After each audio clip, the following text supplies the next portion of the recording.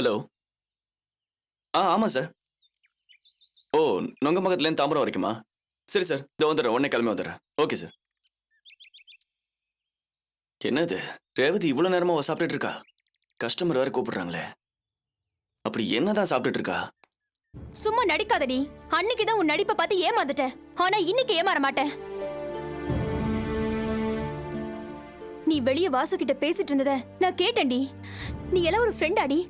உன் கூட பழகினதுக்காக நான் வெக்கப்படுறேன். ஏய், சும்மா நிறுத்து. அவன் என்னை எப்படியெல்லாம் அலைய விட்டு வேடிக்கை பார்த்தான்னு உனக்கு தெரியுமா? அதுக்கு பதிலாக தான் நான் இப்படி பண்ணேன். வாசு ஒண்ணு உன் பின்னாடி அலையில, நீதான் அவன் பின்னாடி அலைஞ்சிருக்க. உன் ஃப்ரெண்டுனா அவனை காதலிக்கிறேன்னு தெரிஞ்சும் அவன் கிட்ட போய் உன் லவ் ப்ரப்போஸ் பண்ணிருக்கியே. நீ எல்லாம் ஒரு ஃப்ரெண்டாடி. அவன் உன்னை காதலிக்கிறதுக்கு என்ன பயன்படுத்திக்கிட்டான். அது சுயநலம் இல்லையா? அதனாலதான் நான் அவனுக்கு அப்படி ஒரு தண்டனையை கொடுத்தேன். எதிரி சுயநலம்?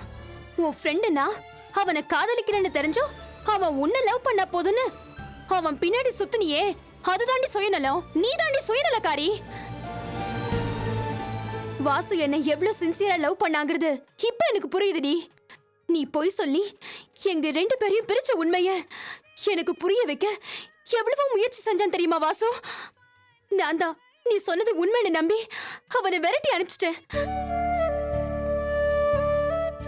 நான் விரட்டி அடிச்ச பிறகும் என் மனசை மாத்தணுங்கிறதுக்காக என் வீட்லயே வந்து டிரைவரா வேலை பாக்குறான். உன் பேச்சு நம்பி நான் அவனை திட்டி இருக்க, அவமானப்படுத்தி இருக்கேன். ஆனா வாசு என் மேல இருக்கிற லவ்வால எல்லாத்தையும் பொறுத்துக்கிட்டு இருக்கான். நான் இப்பயே வாசு கிட்ட போய் எனக்கு எல்லா உண்மையும் தெரிஞ்சு போச்சுன்னு சொல்லி நாங்க 2 பேரும் ஒண்ணு சேர போறோம்.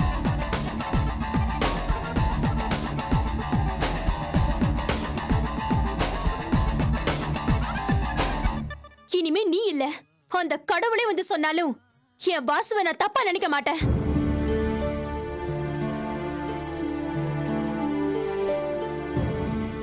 ஆஹா, வாசு அவசரப்படாத. பொண்ணுங்க நம்மளை தேடி வரும்போது நாமளா போய் சரண்டர் ஆயிட்டா அவங்களுக்கு நம்ம மதிப்பு தெரியாது. அவங்க தேடி வரும்போது நம்ம கொஞ்சம் விலகி போகணும். அப்பதான் அவங்களுக்கு நம்மளை அடைஞ்சே தீரணும்னு ஒரு ஆசை வரும். அப்படி ஆசை அதிகமானதான் ஒரு கிக்கே இருக்கும். நீ நினைச்சதும் ஈஸியா நடக்கும். அதனால இங்க நடந்தது எதுவுமே உனக்கு தெரியாது. அப்படியே அழகா கழண்டுக்க. அதான் கரெக்ட்.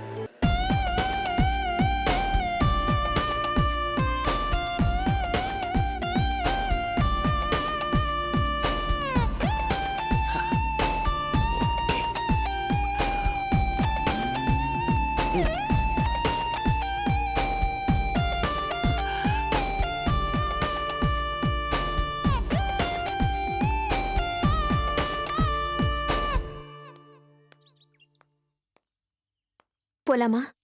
ம்.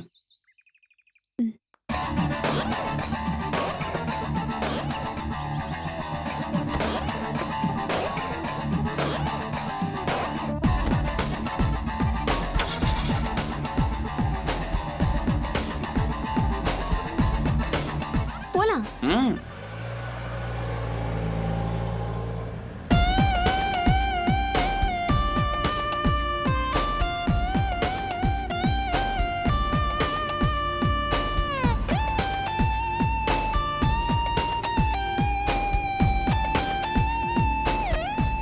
வாசு, நான் உன்கிட்ட கொஞ்சம் பர்சனலா பேசணும்.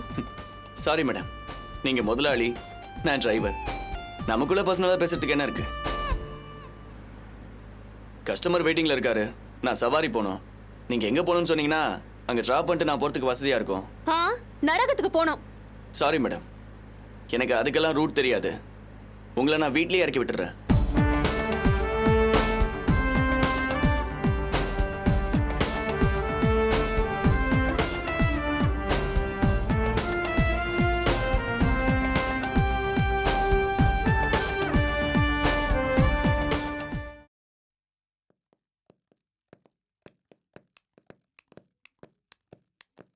சரி, நான் அப்புறமா பேசுறேன்.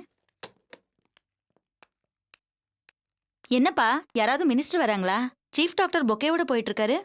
மினிஸ்டர்லாம் வரல. அவருக்கு ஈக்குவலா ஒரு விஐபி வராரு. அவருக்காக தான் வெயிட்டிங்.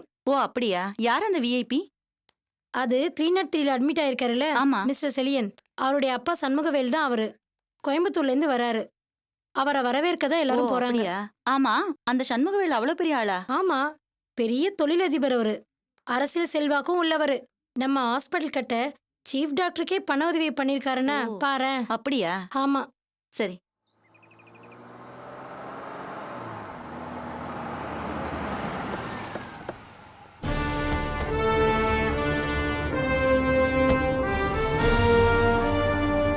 Hello sir. வணக்கம் சார். Welcome sir. என் பையன் எப்படி இருக்கான்? நல்லா இருக்கார் சார். He's all right. ம். அடி ஏதாவது பலமா பட்டிருக்கா? அதெல்லாம் ஒன்றும் இல்லை சார். ஃப்ராக்சர் ஒன்றும் ஆகலையே? No sir. ஸ்கேன்லாம் எடுத்து பார்த்தியா? ஸ்கேன் மட்டும் இல்லை, எல்லா டெஸ்ட்டும் எடுத்தாச்சு. பயப்படுற மாதிரி ஒன்றும் இல்லை. இந்த ரூம்ல தான் இருக்காரு. ஐயா வந்துட்டீங்களா? அன்பு வாங்கப்பா.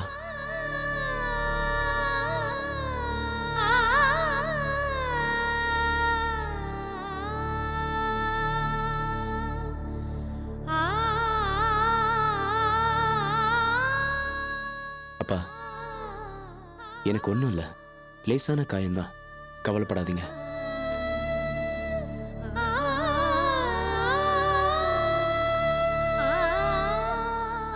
உனக்கு அடிபட்டுடுச்சுன்னு சுப்பையா சொன்னதும் எனக்கு கையும் ஓடலை காலும் ஓடலை.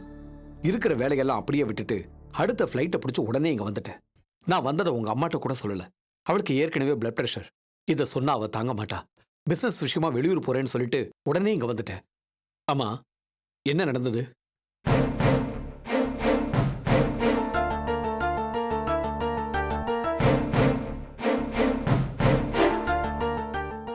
காரில் வந்துட்டு இருக்கும்போது ஒரு சின்ன ஆக்சிடென்ட். என்னது, கார் ஆக்சிடென்ட்டா? நீ பல கார் ரேஸ்ல பார்ட்டிசிபேட் பண்ணி ஃபர்ஸ்ட் பிரைஸ் வாங்கினவன், நீ கார் ஆக்சிடென்ட் பண்ணியா? ஆமாப்பா. ம், நான் நம்ப மாட்டேன். போய் சொன்னா எனக்கு பிடிக்காதுன்னு உனக்கு தெரியும்ல. உண்மையை சொல்லு. அப்பா, உண்மையை தான் சொல்கிறேன். கார் ஓட்டும்போது கான்சென்ட்ரேஷன் மிஸ் ஆகி மரத்தில் மோதிட்டேன், அவ்வளவுதான்.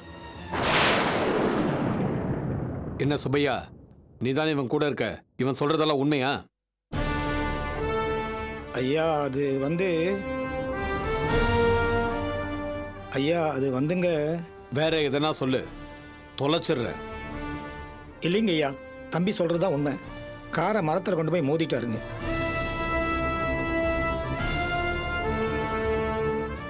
எனக்கு என்னவோ இவனுக்கு அடிபட்டிருக்கதை பார்த்தா அப்படி தெரியல. நீங்க 2 பேரும் சொல்றத வச்சு நான் நம்புறேன். இது மட்டும் பொய்ன்னு தெரிஞ்சது தொலைச்சிடுவேன், ஜாக்கிரதை. அப்பா, நான் தான் சொல்கிறேன்ல, சின்ன ஆக்சிடென்ட்னு. ஏன் டென்ஷன் ஆகுறீங்க? டாக்டர், சொல்லுங்க. அப்பாவை கூப்பிட்டு போங்க. ஆமாம் சார், தம்பி சொல்றது கரெக்டு. நம்ம ரூமுக்கு வாங்க, ரிலாக்ஸ் பண்ணிட்டு அப்புறமா வந்து பேசலாம். சரி, நீ ரெஸ்ட் எடு, நான் அப்புறமா வந்து பார்க்குறேன். சரிப்பா.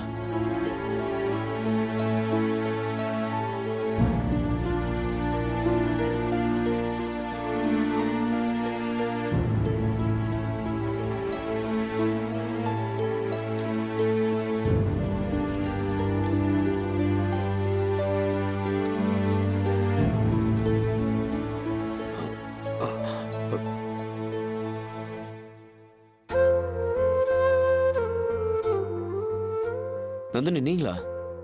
வாங்க, உள்ள வாங்க.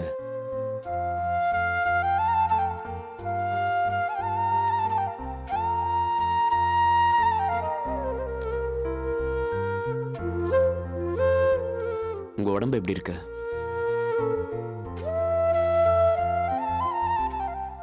என்ன அப்படி பாக்குறீங்க?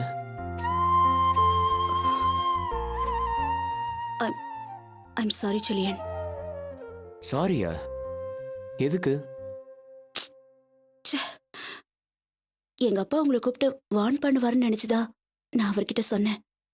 ஆனா இப்படி அடிதடியில இறங்குவாருன்னு நான் கொஞ்சம் கூட எதிர்பார்க்கல.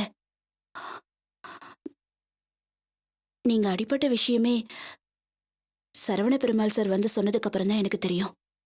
இந்த பிரச்சனை உங்களுக்கு தெரியாம தான் நடந்திருக்கும்னு நினைச்சேன். அப்படியே நடந்திருக்கு. எனக்கு ஒரு சந்தேகம். என்ன சந்தேகம்? நீங்க உங்க அப்பா கிட்ட பேசிட்டு இருந்ததை நான் கேட்டுட்டு தான் வரேன். எதுக்கு உண்மையை மறைச்சு அவர்கிட்ட கார் ஆக்சிடென்ட் ஆயிடுச்சுன்னு சொன்னீங்க? எல்லாம் நல்லதுக்கு தான். உங்க அப்பாவாச்சு பரவாயில்ல, ஆளை வச்சு அடிச்சாரு. எங்க அப்பாவுக்கு மட்டும் இந்த விஷயம் தெரிஞ்சதுன்னா அவ்வளவுதான். என்ன பண்ணுவாருன்னு நினைச்சு பார்க்கவே ரொம்ப பயமா இருக்கு. ஏன் உங்க அப்பா அவ்வளவு கோவக்காரரா? இல்ல, பாசக்காரர். என் மேல உயிரையே வச்சிருக்காரு. எனக்கு ஒண்ணுன்னா துடிச்சு போயிடுவாரு. அவர்கிட்ட உண்மையை சொல்லி தேவையில்லாத பிரச்சனையை வளர்க்க வேண்டாம் தான் போய் சொன்னேன். தேங்க்ஸ். தேங்க்ஸா? எதுக்கு?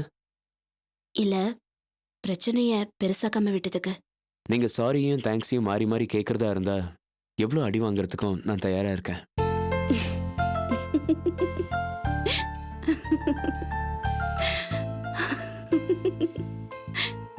நீங்க எப்பவுமே சிரிச்சுக்கிட்டே இருக்கணும்.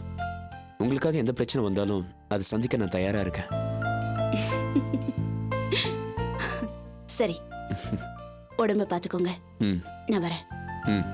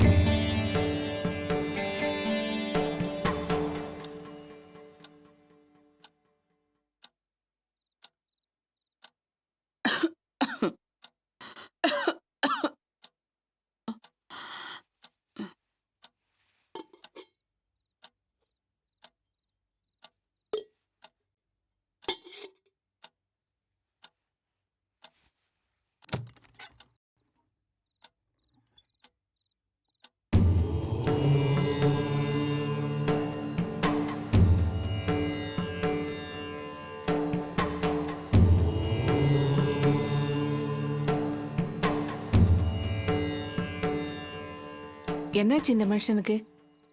இந்த நேரத்துல தூங்காம ஏன் இப்படி உட்காந்துருக்காரு?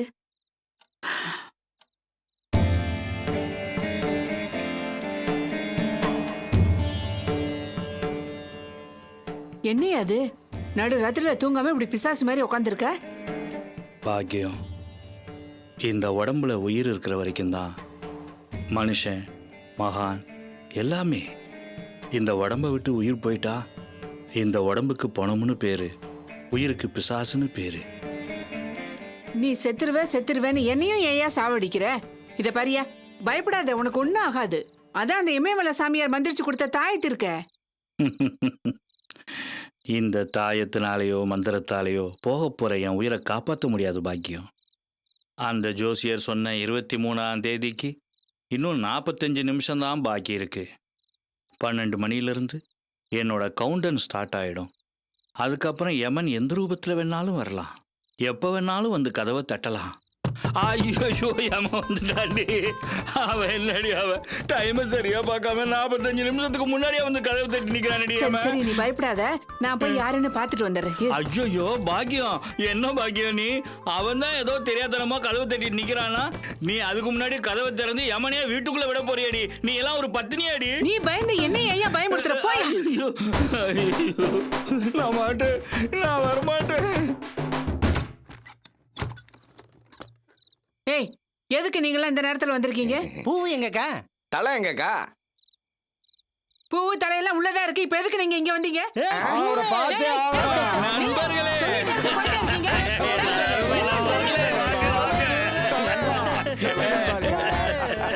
ஏய், கத்தாதீங்க. அறிவு இருக்கா? எல்லாரும் தூங்கிட்டு இருக்கும்போது எதுக்குடா வீட்டுக்குள்ள வந்து அமக்கலம் பண்றீங்க? எதுக்குடா வந்தீங்க இப்போ? சாரிக்கா, கோச்சுக்காதீங்க. பூவுக்கு சென்ட் ஆஃப் கொடுக்கலான்னு வந்திருக்கோம். சென்ட் ஆஃபா? டேய், அக்காவுக்கு ஒன்றும் புரியலடா. நல்லா புரியுற மாதிரி தெளிவா சொல்லுடா. ஏக்கா, ஆபீஸ்ல வேலை பார்க்கறவங்க ரிட்டையர் ஆனா கூட அவங்களுக்கு மாலை மரியாதை பண்ணி பார்ட்டி எல்லாம் வச்சு நல்லா கவனிச்சு அனுப்புறாங்க. சாதாரண வேலை பார்க்குற ஒருத்தருக்கே இப்படின்னா நம்ம பூ என்ன சாதாரண ஆளா? எம்மா பெரிய ஆளு. எங்க தலைவர் என்ன சாதாரணமான ஆளா? இத்தனை வருஷமா இந்த பூமியில எவ்வளவு சேவை செஞ்சிருக்காரு, எங்களை எல்லாம் எவ்வளவு சந்தோஷப்படுத்தி வச்சிருக்காரு தெரியுமா? அப்பேற்பட்ட எங்க தலை நாளையோட இந்த பூமியை விட்டே போக போறாரு. அவரு போகும்போது நாங்க எப்படி கவனிச்சு வழி அனுப்பணும்? உங்களுக்கு மனசு இருக்கோ இல்லையோ எங்களுக்கு தெரியாதுக்கா, ஆனா எங்களுக்கு இருக்கு. அதான் கையில காசு இல்லைன்னா கூட கந்து வெட்டிக்காரன்ட்ட கடை வாங்கிட்டு தலைக்கு என்னென்ன ஐட்டம் பிடிக்குமோ எல்லாத்தையும் வாங்கிட்டு வந்திருக்கோம். எனக்கு சென்டா பாட்டியா? ஏக்கா இதெல்லாம் உங்களுக்கு பிடிக்காதுன்னு எங்களுக்கு நல்லாவே தெரியும். இருந்தாலும் வேற வழி இல்ல. இன்னைக்கு ஒரு நாள் நீங்க அட்ஜஸ்ட் பண்ணி தான் ஆகணும். ஆமாக்கா, நாளைக்கு தலைவரோட சாவுல நாங்கெல்லாம் தண்ணிய போட்டு ஆடுனா அவருக்கு என்னக்கா சந்தோஷத்தை கொடுக்க போகுது? அதனாலதான் இன்னைக்கே அவருக்கு பிடிச்சதெல்லாம் வாங்கி கொண்டாந்து கொடுத்து அவரை சந்தோஷப்படுத்தலாம்னு நினைக்கிறாக்கா. அக்கா, எந்த ஒரு மனுஷனுக்காவது உயிரோட இருக்கும்போது ஏதாவது செய்யறாங்களா? மரியாதையும் கிடைக்கிறது இல்ல, ஒன்னும் கிடைக்கிறது இல்ல. ஆனா செத்து போனதுக்கு அப்புறம் ஒரு போட்டோ வச்சு மாலையும் போட்டு ஐயோ அவர் ஆசையா சாப்பிடுவாரு, இதை சாப்பிடுவாரு, அதை சாப்பிடுவாருன்னு எல்லாம் செஞ்சு வச்சு போட்டோவுக்கு முன்னால வச்சு கும்பிட்டா என்ன பண்ணுவாருக்கா? என்ன பண்ணுவாரு? அட பாவீங்களா, இவரே இப்பதான் 10-15 நாளா சாவுக்கு பயந்துகிட்டு குடிக்காம இருக்காரு. இப்ப ஏன்டா பழையபடி அவரை குடிகாரனாக்க பாக்குறீங்க? எல்லாத்தையும் எடுத்துட்டு வெளியே போங்கடா. என்னக்கா பேச்சு பேசுற நீ? இன்னைக்கு பூவுக்கு சரக்கு வாங்கி கொடுத்து சந்தோஷப்படுத்தி பார்க்காம நாளைக்கு அவர் செத்து போனதுக்கு அப்புறம் அந்த குழியில கொண்டு போய் பாட்டில போட்டு மூடுறதுனால என்னக்கா பிரயோஜனம்? டேய் அக்காவை விடுறா, அவங்க எப்பவுமே சொன்னதே தானடா சொல்லிட்டு இருப்பாங்க. தலை நீ என்ன சொல்ற? நான் என்னத்த சொல்ல வேண்டியிருக்கு? என்னோட மனசாட்சியா இருந்து நான் சொல்ல வேண்டியதெல்லாம் நீங்களே சொல்லிட்டீங்க. இத்தனை நாள் நான் குடிக்காம இருந்தேன், அதனால என்ன பிரயோஜனம்? வரப்போற ஏமா வராம விட்டுருவானா? வந்தாதான் என் உயிரை எடுக்காம விட்டுருவானா? டேய், இன்னைக்கு என்னோட கடைசி ராத்திரி. இதை நாம எல்லாரும் குடிச்சு சந்தோஷமா கொண்டாடுவோம்.